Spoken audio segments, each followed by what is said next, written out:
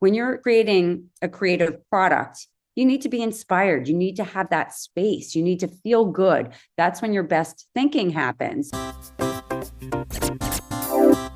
This episode is brought to you by my book, Speak From Within. Learn how you can engage, inspire, and motivate any audience. You can also download my 4 simple tips to make starting any conversation a breeze at the link in the show notes.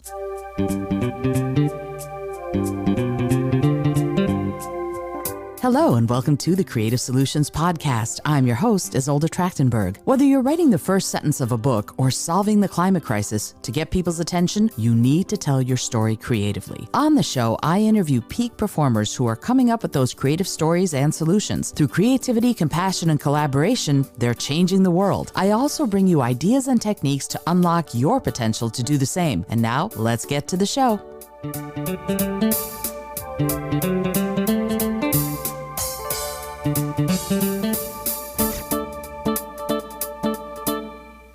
Hello and welcome to the Creative Solutions Podcast. I'm your host, Isolde Trachtenberg. Thank you so much for being here.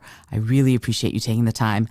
I'm so thrilled to tell you about this week's guest. Oh my stars, she's amazing. Let me tell you about Elizabeth Elfenbein. Elizabeth is a change maker, an award-winning storyteller, and creative leader who's passionate about recognizing unmet needs. You can tell she's brilliant already. She's been recognized as an elite disruptor by PM360, Creative Online All-Star by OMMA, and a Sweet 16 brand marketer by MIN Online. I think that's Min. I should have checked.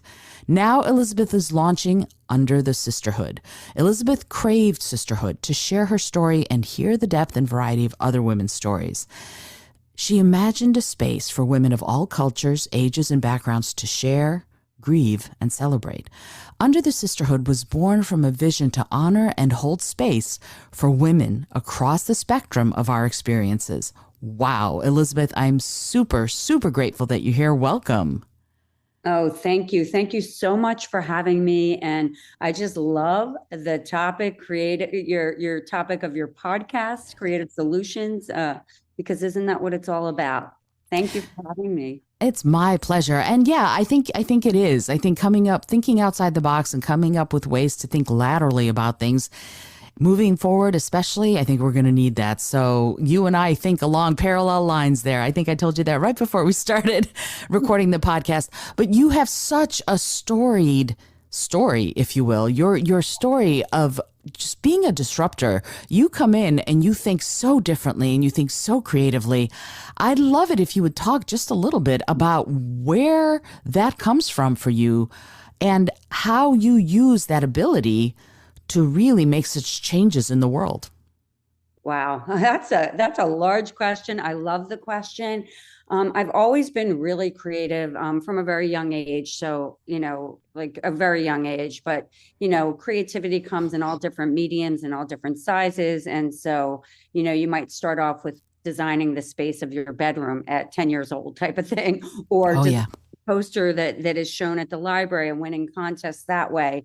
And then I went off to art school and was able to find myself and express myself in many different mediums, focusing in the communications design area, advertising, graphics package, all sorts of communication. So I had a really nice basis. I came from a family. My mother was an artist and really promoted us being ourselves and really focusing on what we did best. And so we could always be our authentic selves. So if we were creative, go and be creative, find your passions. And when we think about it, because I am, at a different stage in my life, she was really ahead of her time and really bold in that, because I was different in my family. I wasn't as academically inclined. I was more creatively inclined. So fast forward, what does that mean? So I go off to art school. I get into advertising straight after graduating. And I have spent over 35 years in advertising.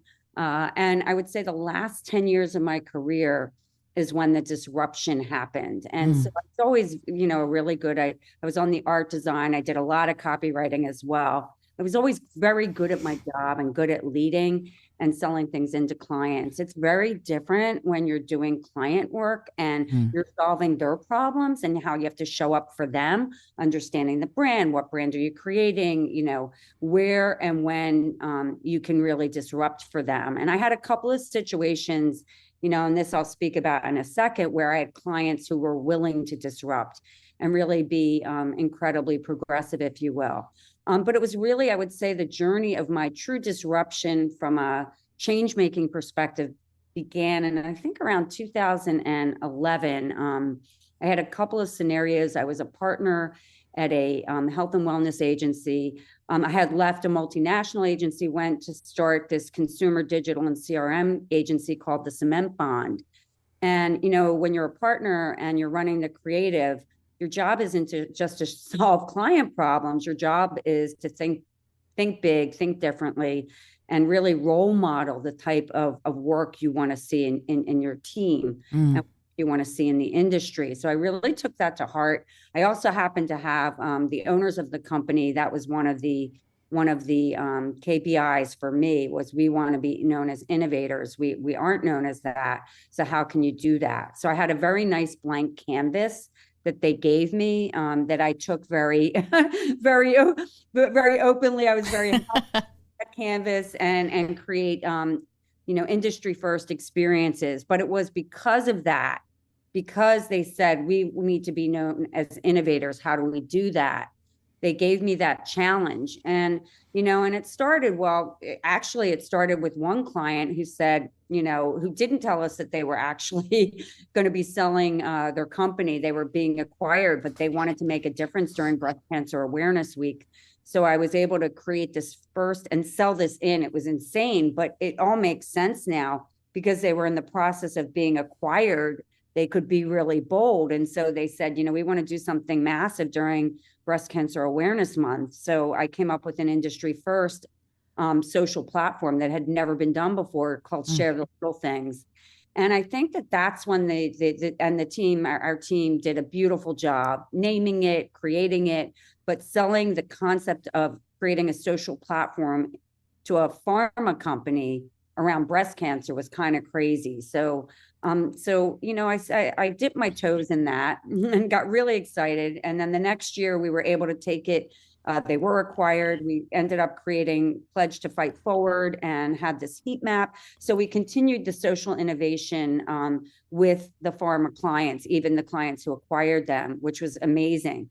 But then the challenge was, how do we continue to innovate, as a company? And so it began with creating a day in the life of a person traveling to Japan, and we were able to showcase and create an experiential event for our client Novartis, which showcased all their vaccines. But the work we had done, we invited people into our space and created this, basically an education. We brought in Japanese food, and we took them through a curated experience that was like that of going to a museum and understanding how you might travel to Japan and what you need to do to be safe and well. And it was just an amazing experience. We got picked up, and that was, again, another foray into doing something different on behalf of our company in partnership with our client. And then I kept up. This Internet Week New York became a nice sort of channel, if you will, to innovate. So I put this pressure on myself every year to do something different.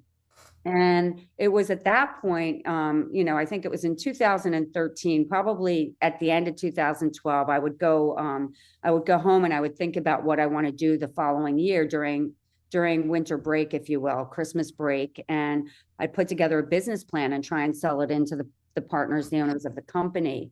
And I had this idea that, there was a real issue with our gross national happiness quotient. mm, So I created Happy Fuel, this idea of this social, a microblogging social network. And now this was before Facebook became and took over everything, but it was a period when microblogging, social networks were becoming a real thing. Of mm. course, didn't sustain. But Happy Fuel became this. We launched it for Internet Week New York. We brought it to Cannes. We did all kinds of things in terms of events. So we had happiness intern events in New York, where we brought people into a space and created a happiness, introducing them to the app, trying to get them to share. We created a happy hair event. So we did all these events, but bringing through creating this like happiness social network. So we were a little ahead of our time.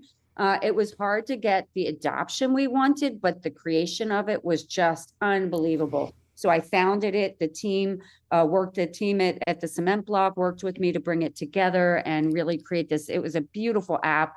We came in as honoree to Pinterest for the best social media app. So it was pretty exciting at the Webbies. And we won a ton of awards for it. We're really recognized. And that's when I won the OMA All-Star Award, was for founding Happy Fuel. So it was pretty exciting. That's amazing. Wow. You took a couple minutes and you just gave me this incredible wealth of wisdom and knowledge about the notion of the fact that you, and I think all of us, can make huge changes happen by looking at things differently. And I want to focus on something you said. With this app, you focused on something, stepping back just a second, you focused on happiness. And I find that amazing because most of the time you hear people focusing on tech, on productivity, on achieving goals. And you went, you know what? I think what's really more important is happiness. What lets you see that? Because I agree with you, but what lets you see that to go, you know what? This is what I think we need to focus on in order to really make this big difference that we want to make. So I think there's a couple of things, and I have other things that I want to share as well. But I think as it relates to this question, I focused on happiness for two reasons. One is, as a leader of the company, I was responsible for making sure my people were happy, and not just my team, the whole agency. The reason is when your team is happy, they are inspired. When you're creating a creative product, you need to be inspired. You need to have that space. You need to feel good. That's when your best thinking happens. So I knew that and I was always, I used to joke, call myself the chief happiness officer because I have that high energy, and people need it. They need it. They want it. They crave it. At the same time, if I were to be really open, I wasn't personally very happy. I had challenges, and I knew, like, I was creating something that was meaningful to me. My sister-in-law was diagnosed with ovarian cancer. So my younger brother, it was just a lot going on in the family. My father was sick again. And of course, various things at home that you're dealing with. And I recognized that happiness is such an essential thing that we often don't even understand. And that was back in 2013. So 10 years later, you look at Calm, you look at Headspace, you look at all these happiness apps that exist today. It's a shame because, I don't know if the branding was phenomenal. As I said, we won a ton of awards for it. I don't know what we would have done differently. We had, from an app perspective, to get the your daily users, your monthly users, to get that up so you get the VC. But it was a beautifully designed app and experience. And I think, back to your question, is I think I look within and I look at human frailty. I look at unmet needs. And so sometimes it starts with you as the person who comes up with the idea. Sometimes it's what you're surrounded by in your environment, whether it's your family, your friends, your workplace.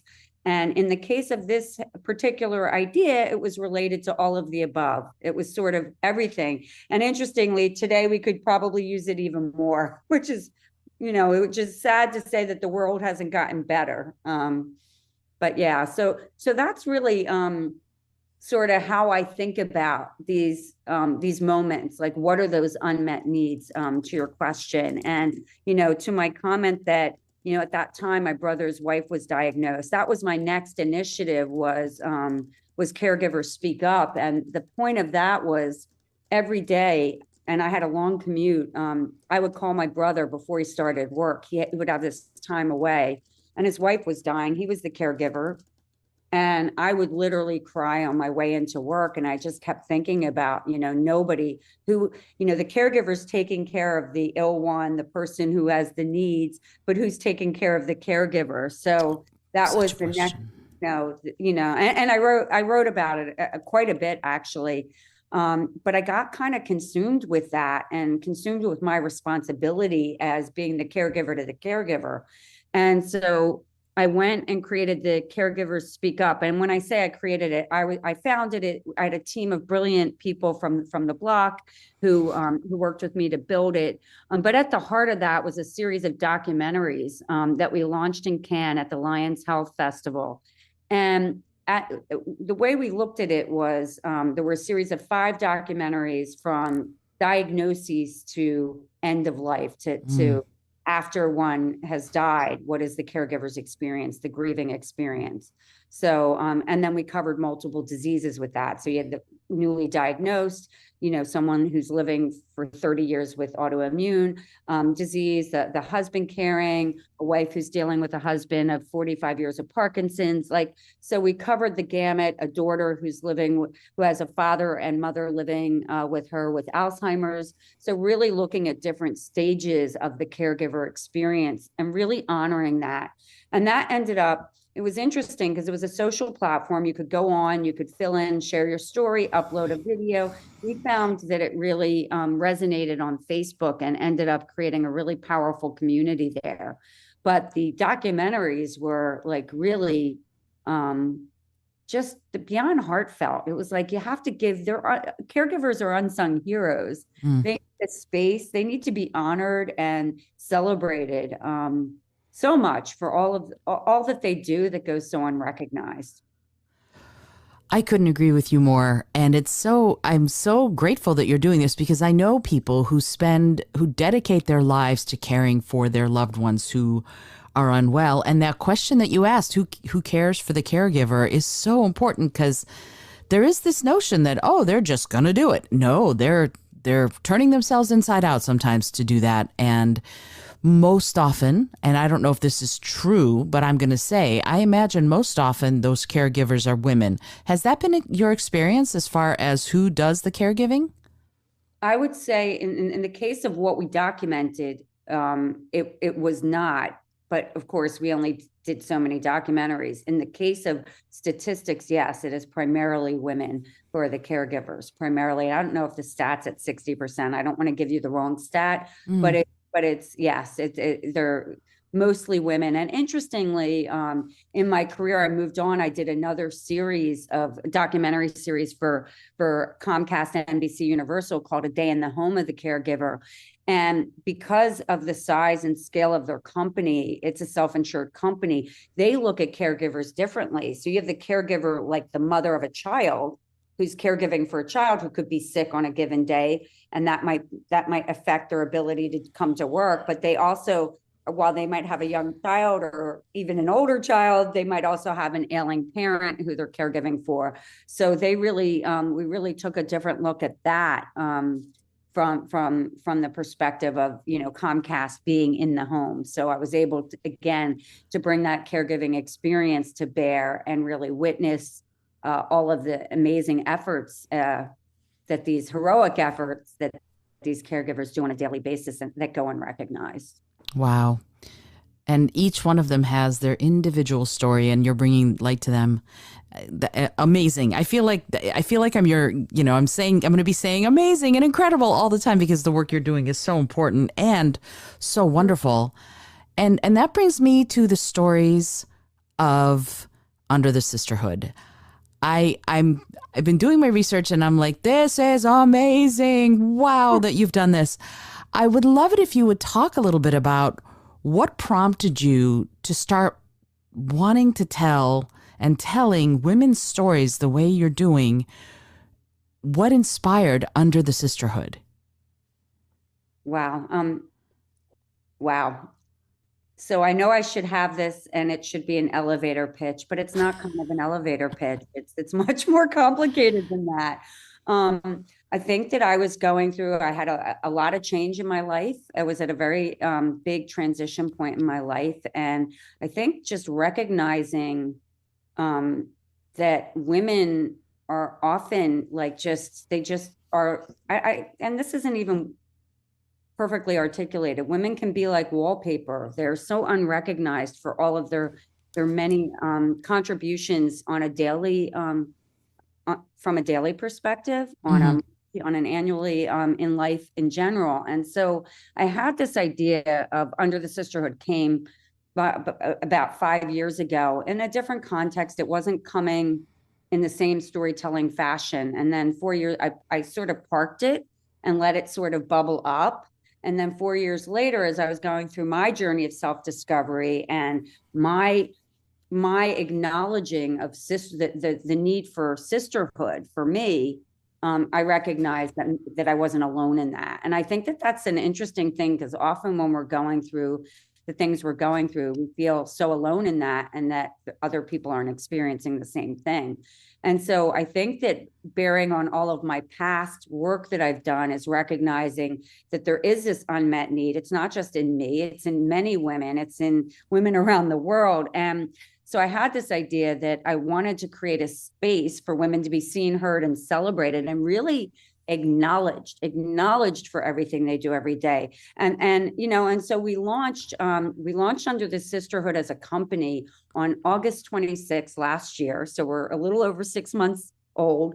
And the point of doing it on that day was because August 26th is Women's Equality Day. It's the day that women were allowed to vote. And so I thought that it's really important to attach what we're doing, giving women the right to vote and giving women voice, giving women that safe space to be heard, was really important to me. So we launched and we dropped 12 podcasts on that date. And the reason for 12 versus 1 was I wanted to celebrate a spectrum of women. And when I say spectrum, ages 18 to 85, we did 39 podcasts from August 26th to the beginning of March, which is Women's History Month.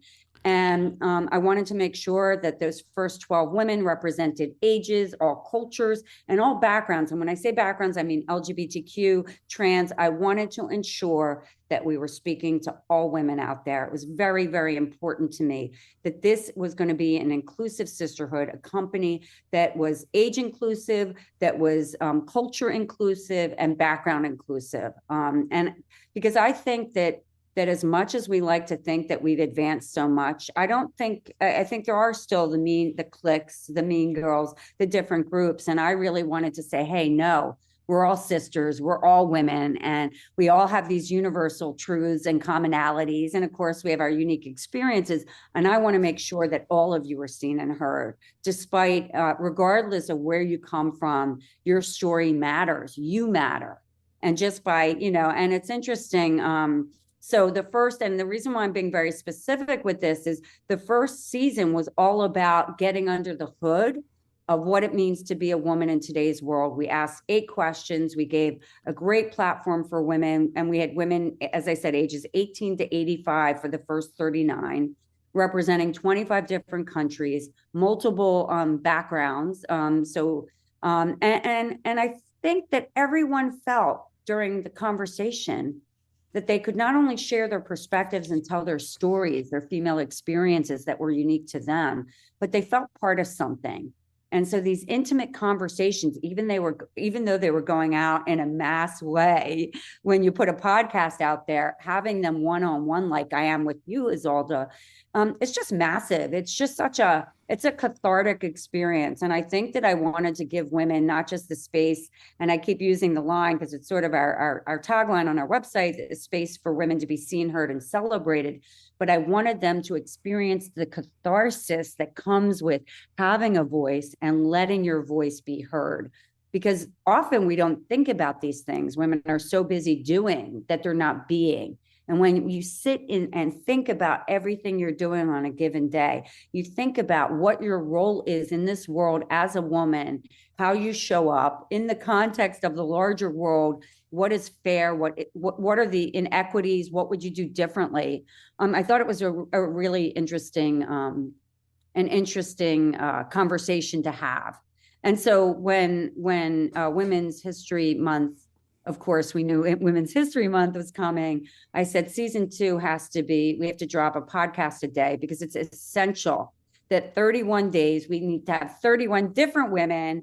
And one of my colleagues called it the Women's March of Voices. I think it's brilliant. That's Um, awesome. it's not just about the March, which is our month, Women's Month, to be celebrated and seen and heard, but it's also the March, the Women's March, which is really important. But in this case, it's the March of Voices. And in this case, we have women ages 20 to 79. We didn't get to 85.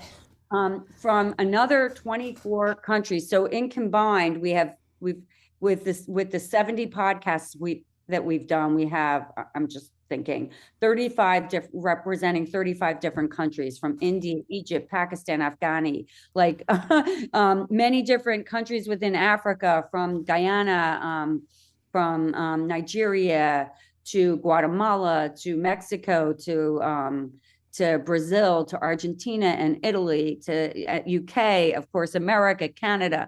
So, and the Philippines. I feel like I'm China. I'm leaving someone out, Korea. So it's really important to me that, because women identify with each other, but they also identify with women from their own cultures. So we wanted to make sure that we really represented that. And yeah, and um, I just felt women needed a voice. I wanted to be the one to give it to them. I'm like, I am going to start this company. I am going to bootstrap it and fund it, because I want to do something good. I want to give back. And I want this next chapter of my life to be of being of service. And so I'm of service to the aging population with the job I have with Cherish, which is an amazing company serving the aging population and those living with health challenges, and then with under the Sisterhood. And I couldn't be more excited and proud, but more importantly, I couldn't feel better. Like I leave every conversation with my cup overflowing.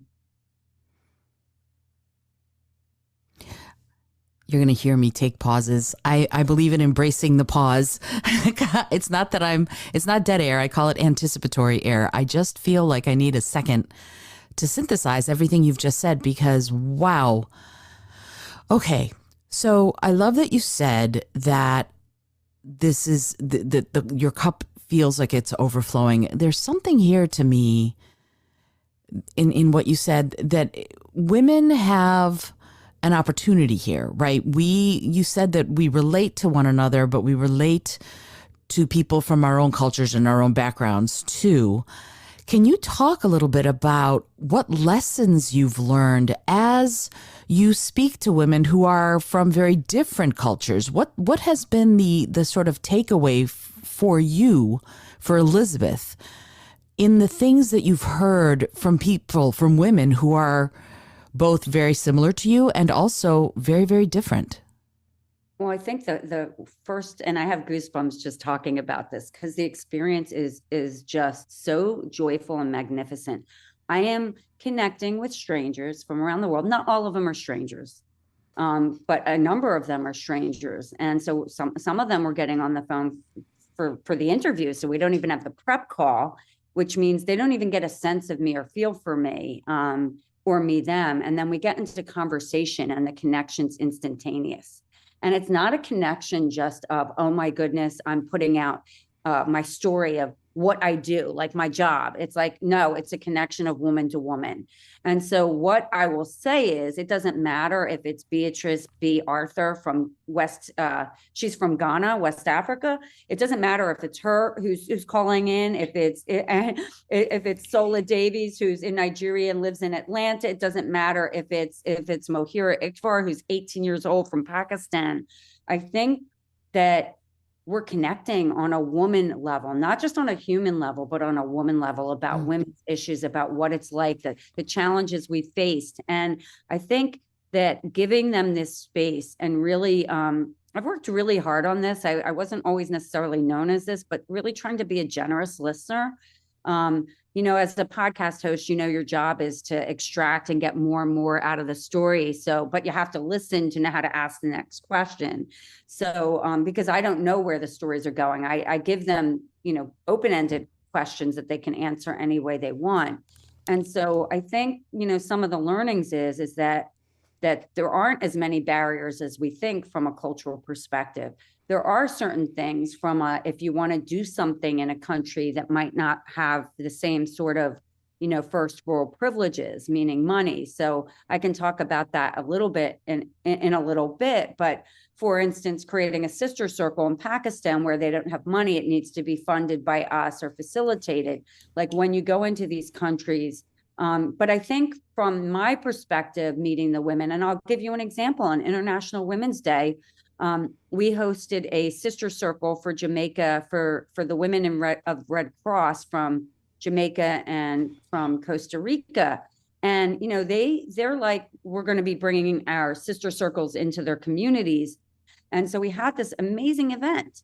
And here I am, a white woman who they all connected with. It didn't matter who I was. I mean, what I was, it mattered who I was. And what I mean by that is they just liked me because I made them, I said, listen, this is about sisterhood. This isn't, and I want to just say something, like there's a lot of women empowerment platforms out there. I know at the heart of ours is Giving Voice, this podcast, but there's many other things we're doing at the company. But I think that what we're about is, yes, we're about empowerment. Please don't get me wrong. Of course, we're about empowering women, but we want to build and strengthen women and their well-being through sisterhood. So we want to build sisterhood. So we know that if we help build women at the core and help build their esteem, help them understand and be self-aware through self-discovery, do self-care, learn how to have a voice through self-expression, and then build sisterhood, they will go out and the world will be a better place. And what I mean by that is when women feel good about themselves, they're more likely to want to be and help the next woman. But when they're not feeling good about themselves, and it doesn't matter if it's on a one-on-one situation, if it's in community, if it's in school, or if it's on a job, when one is not feeling good about themselves, they're not going to do anything to help anybody else.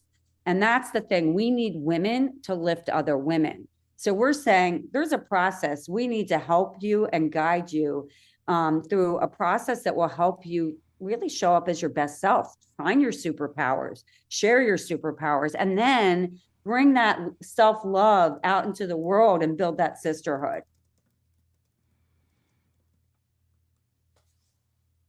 I'm taking a second. Wow. Okay. Yeah, I mean, it's so grand. I love how grand it is, how you are just, you know what? This is what I envision and this is what I'm going to make happen. And holy moly, are you doing it? Which, I'm laughing because my tagline at my old company, when as a partner, we were asked to give a tagline. I'm sorry to interrupt us. No. It's because it's funny.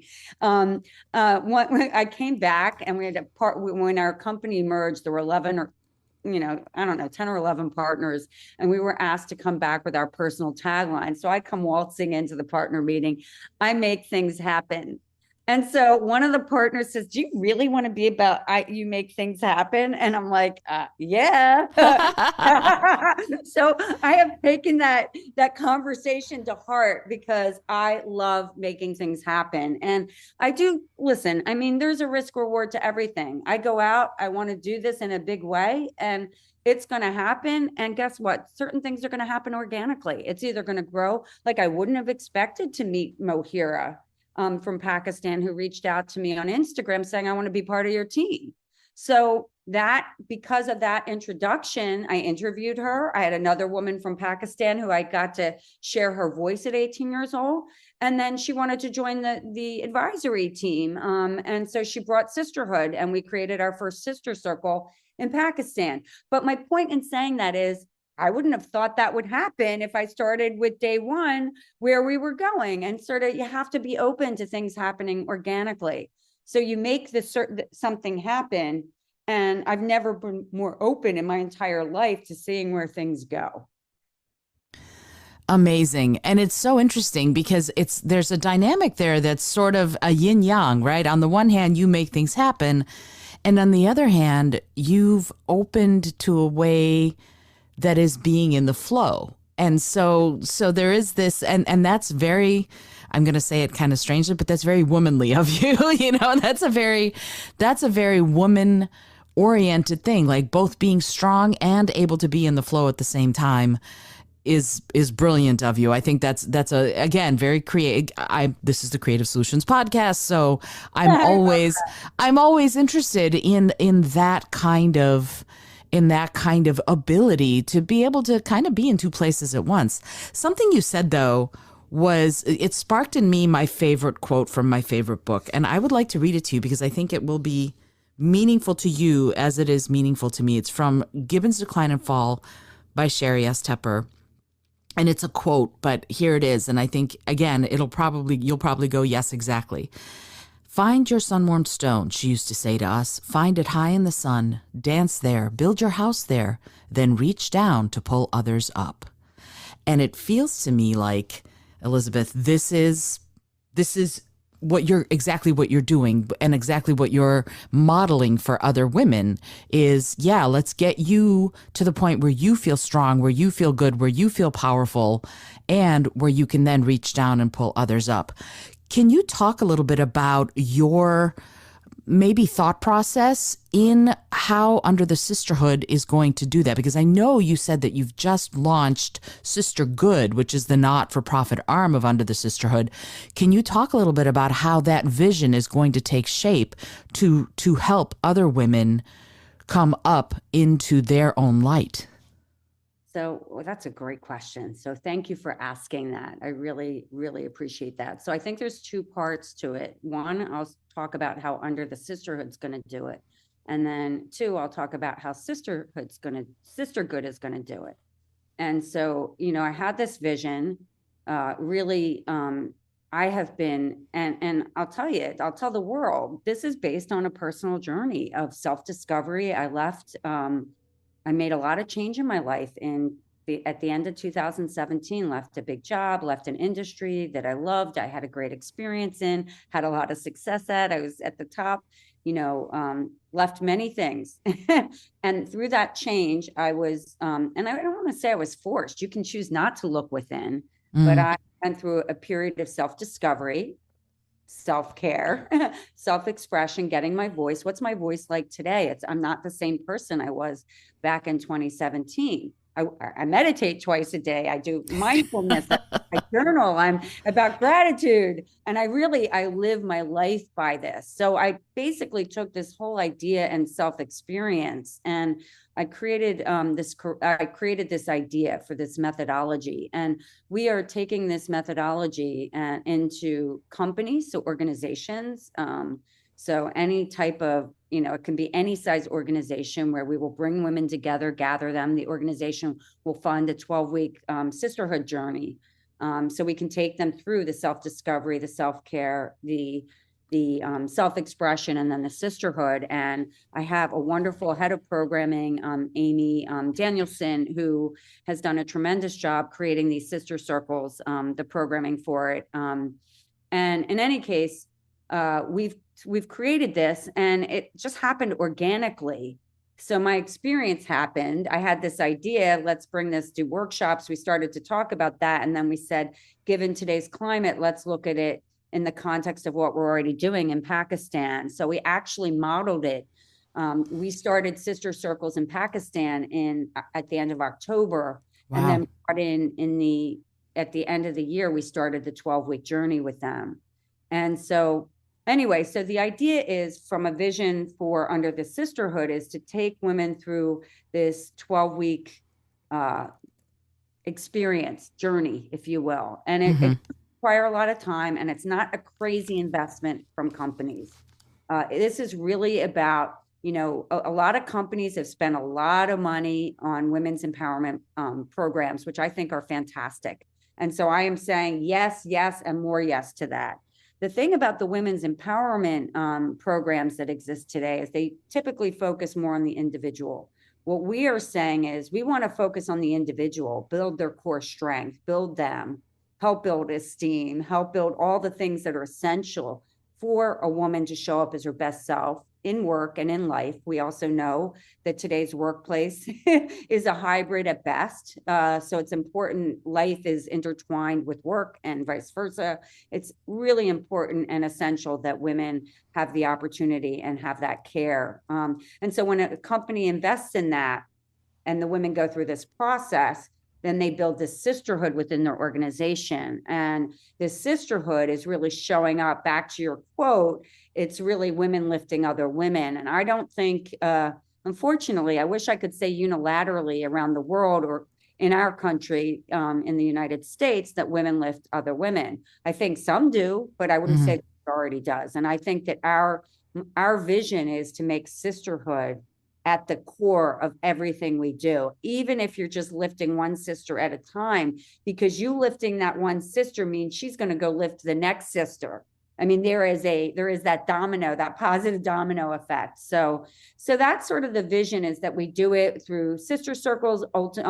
We envision doing workshops. We want to get into organizations, prove the methodology, prove the experience, and then we will bring it into more robust workshops. We're working with a phenomenal, she's on our advisory board, Tevis Trower, who has an amazing company. And so we worked on curriculum with her.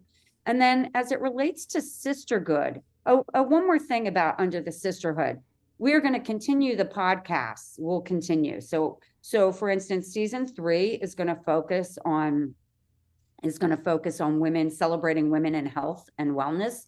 So healthcare and wellness. So this can be doctors, it can be women founders of tech companies, it can be women at mid-levels, at any of these type of things. It could be nurses, it could be doulas, it could be in the wellness where they're healers, where they're conscious leaders who deal with trauma. It could be social workers. It's anything in the health and wellness sphere. We're going to cover a woman a week, beginning mid-May through the end of the year, focusing on women in health and wellness. So we are going to continue that, as well as we have a vlog platform that asks 3 questions and gives women an opportunity to showcase their story. It is not a conversation that is just, a quick 5 to 10 minute, video of them telling their story in their way, and really celebrating their superpowers and how they use those superpowers to help other women. But as it pertains to sisterhood, we created this arm based on the experience with Pakistan, and we recognize that there's so many unmet needs in developing countries. And it was really surprising. So when the woman I referenced, Mohira, 18 years old in Pakistan, reached out and we started having the conversation, within 1 week, we stood up a sister circle. We facilitate it from New York.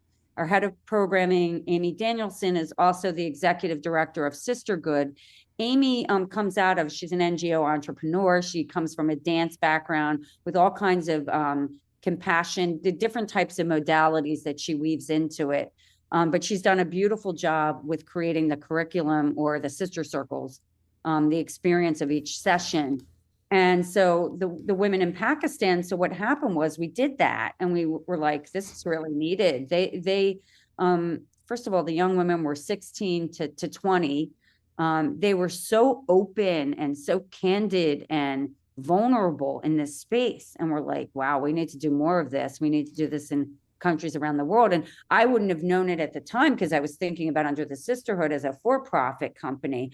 But we need to do something where donations come in and can support the ability to stand up more of these sister circles around the world.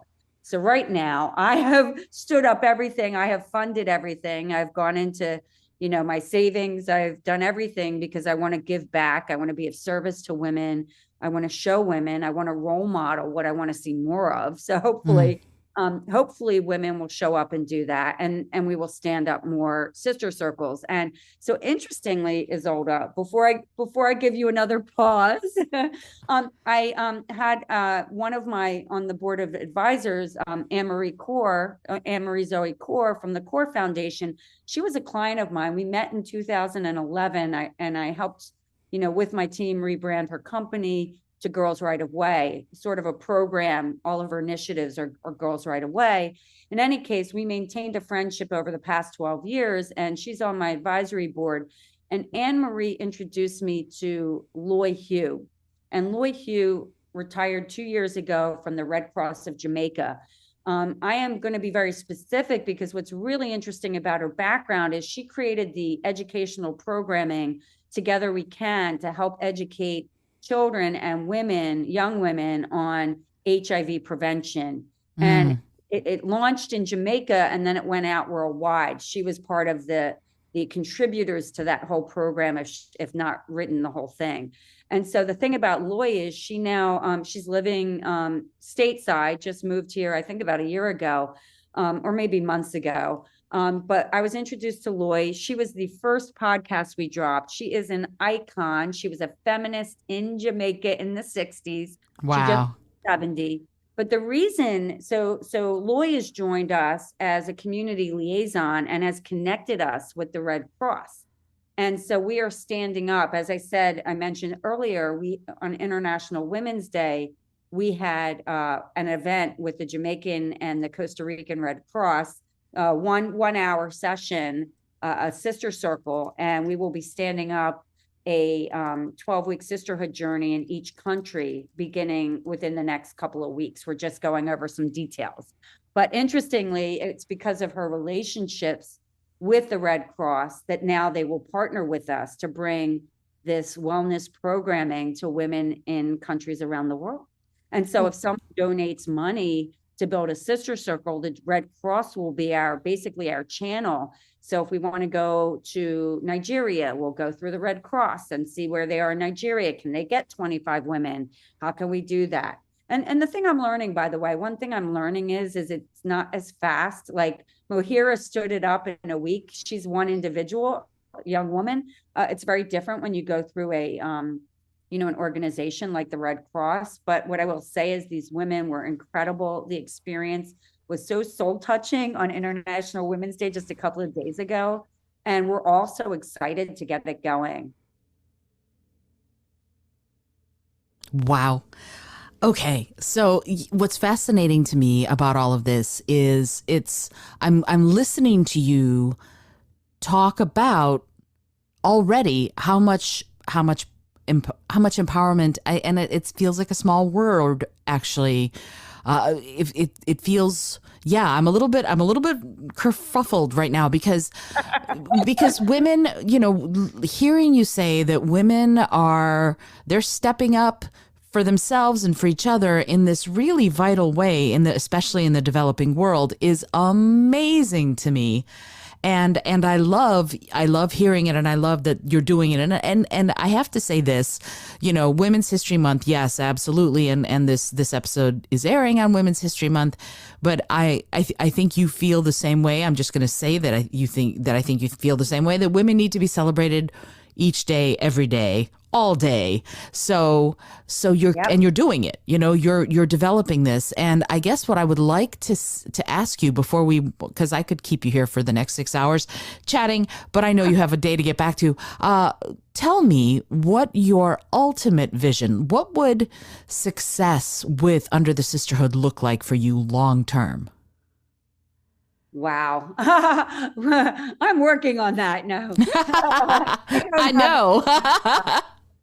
So it's interesting. I'm going to start with a small answer is we've created a survey that will be going out to all the sisters or the women that we go in and then create this journey.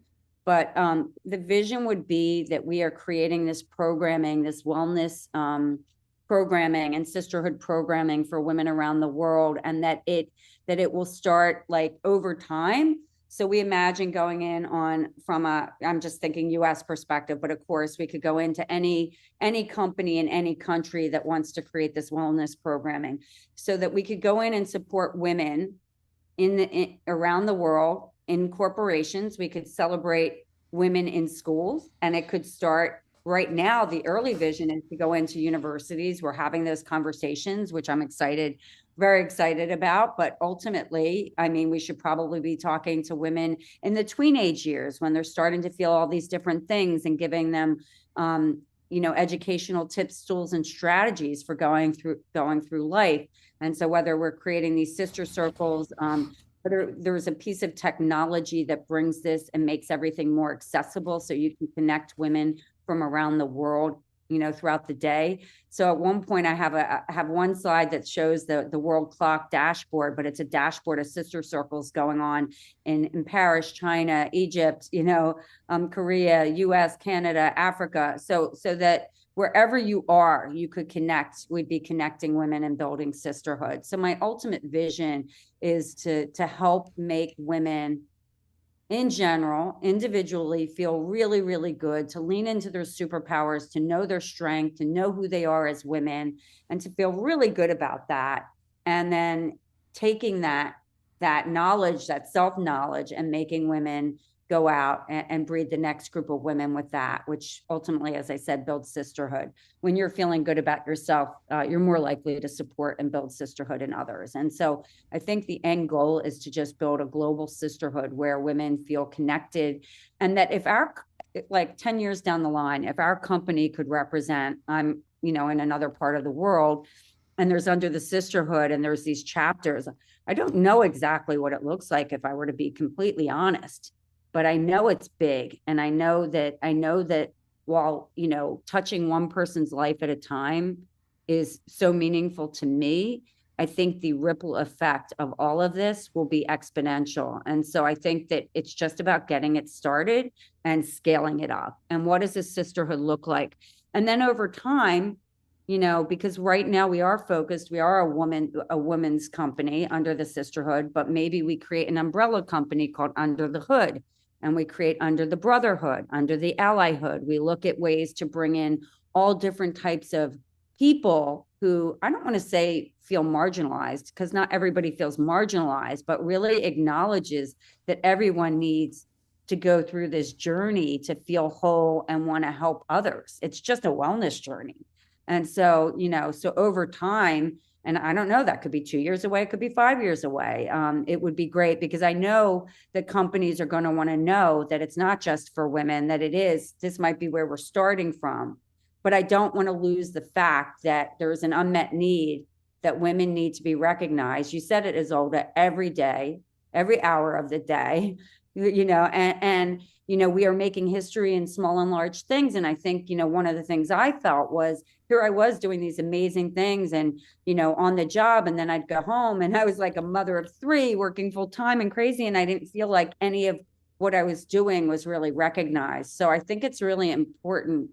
And I feel compelled to bring this and do this for women who just go about life doing so much good in so many different ways without even thinking twice about it, and it goes unrecognized. So my vision is to make sure that all women feel seen, heard, and celebrated, and that they are building sisterhood because they understand the value of that, what creating that means, not just within their own little community, but what does that mean within the world? The world becomes a better place.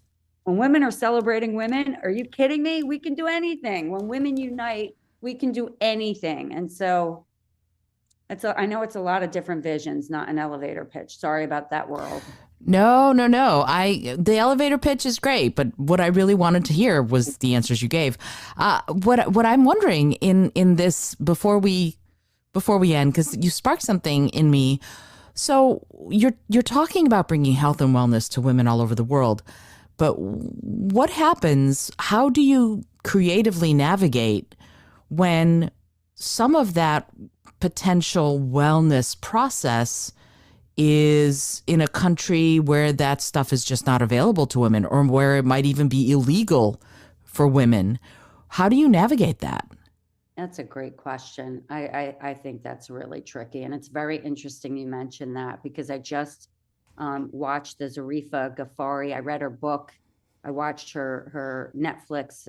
I forget what the title of it is, but she's amazing. She was the mayor in Afghan at 26 years old. She's done so much to help bring education to the women in Afghan before the Taliban took over. That was when the U.S. was in Afghan, and so there were less restrictions. And now she's a refugee in Germany, and I think she's a good example of, like, that's a country that I'm going to have a harder time penetrating, because you don't have access. Women don't have rights there. And so I think that my goal would be to go through Zarifa and see what you can do in the refugee environments. What can we do to help build in the refugee environments where women are getting more rights, have more opportunity to have a voice. I think I would probably start there. I haven't. I think that's the greatest question. I think, when I had the conversation with having these sister circles in Pakistan, am I putting you at risk? Am I putting you at risk to do a podcast with you? Right. And as long as you don't talk about religion, there's not an issue. So I was really afraid of that. I had days where I didn't sleep because I was worried, am I putting this young woman at risk? So Sure. I think this is where we're going to have to evaluate it from country to country, where the opportunity is, where we can make a difference, where our partners, the Red Cross might be, like, where is it that, and then another thing is a donor comes in and says, I'll give you $10,000. I want you to stand up X amount of sister circles in these 3 countries. How do you find a way? Well, guess what? Where there's a will, there's a way. You find a way. And so one of the things that's really been, I mean, and again, it's happened organically, but very interesting is I'm meeting all these different women from around the world. And it's like, we leave the conversations, how can I help you? And they're like, how can I help you?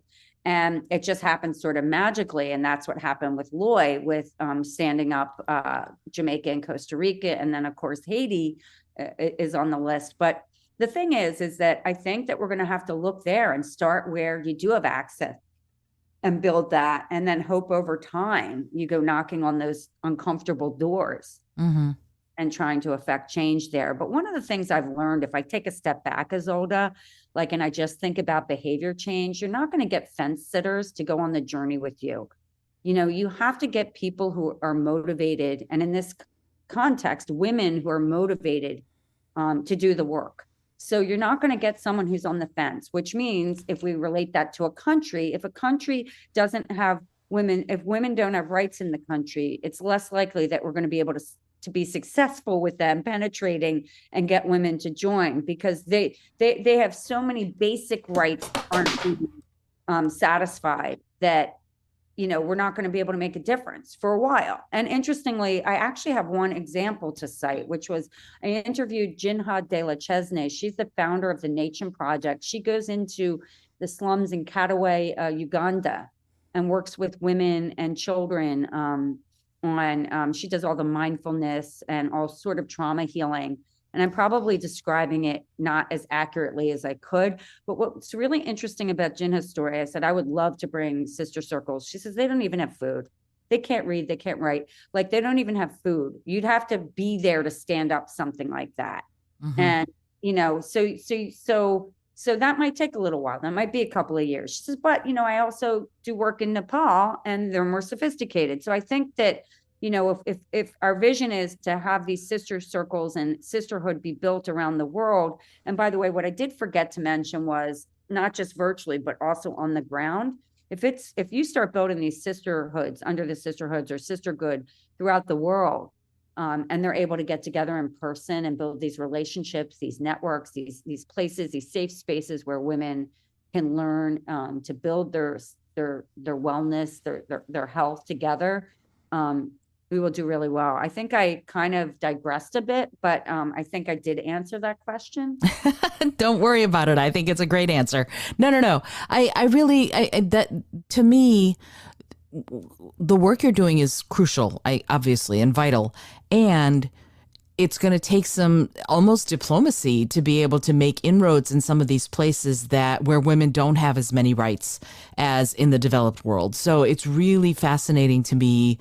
And I'm going to be really interested to see how you do it, because that's one of the places it's really crucial, is a place where women don't have all these rights. They probably feel very isolated and very marginalized.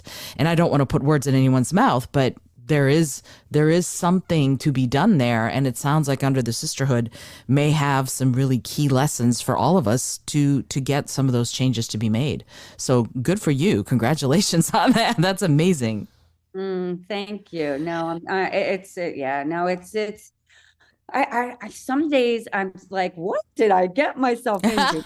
Pretty much every day I wake up really inspired. As I said, I'm working to serve the aging population and doing amazing work and touching lives on a human level in that way, but really being of service to women, and you know what, Isolda, I have 2 daughters, and being a role model for and I have a son as well. My 2 daughters, like showing them, that giving back is essential, that doing this good work, this important work, we're so fortunate. Like, what can we do to help the next sister? It's just a Right. simple thought. What can I do?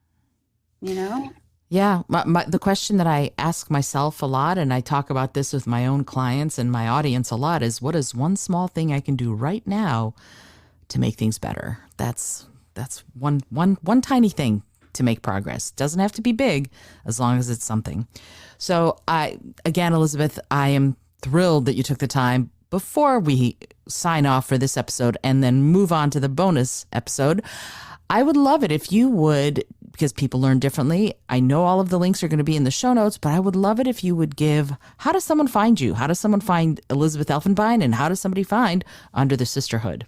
Okay, to find me, Elizabeth Elfenbein, I'm on LinkedIn, and so you'll see my name in the show notes. And in terms of Under the Sisterhood, it's underthesisterhood.com, and it's as it's spelled, underthesisterhood.com, underthesisterhoodpodcast.com, and it's on all the directories. So if you're a Spotify, you're an Amazon, you're an Apple, you're an iHeartRadio, you just type in Under the Sisterhood. We have a podcast platform. You can also, by the way, if you're going and learning about Under the Sisterhood, the podcasts are, you'll click on podcasts, you'll be able to see everybody's story, and then there's a link within there that will take you to our podcast site.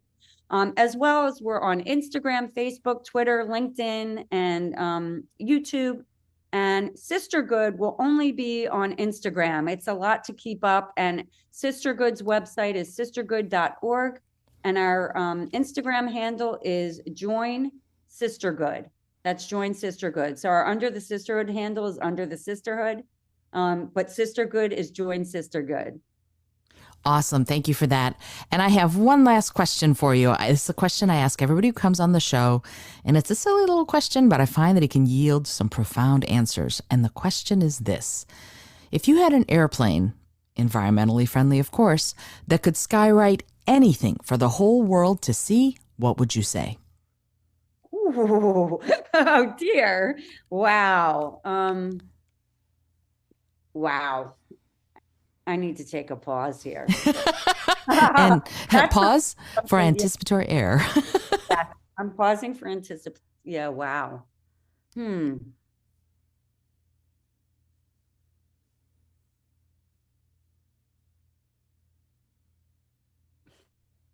There's so much to say. So I'm thinking if,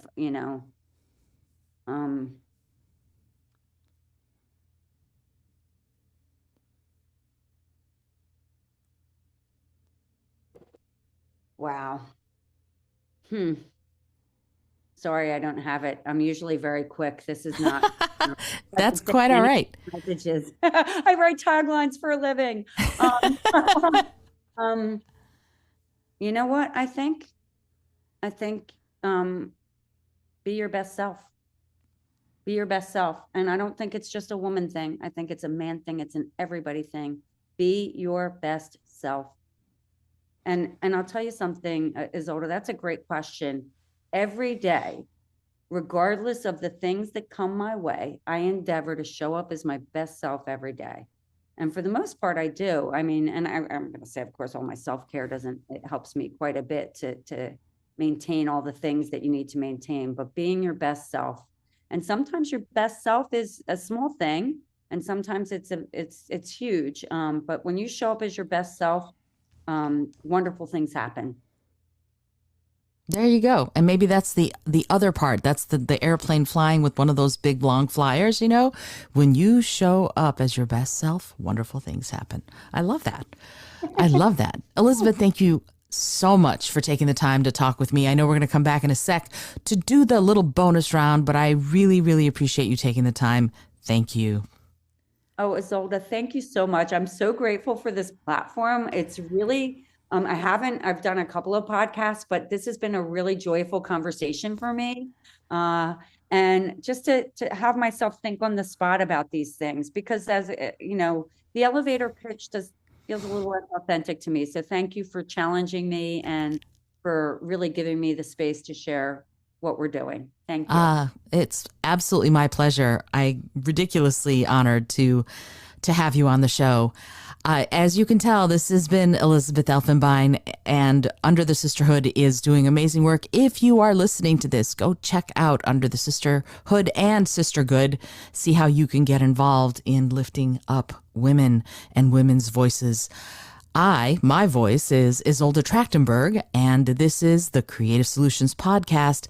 Super grateful that you joined in, and as always, I remind you to be bold, be creative, and most of all, be kind.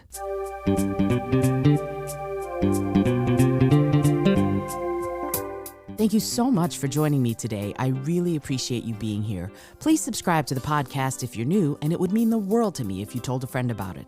Today's episode was produced by Isolde Trachtenberg and is copyright 2023. As always, please remember this is for educational and entertainment purposes only. Past performance does not guarantee future results, although we can always hope. Until next time, keep living what you believe in.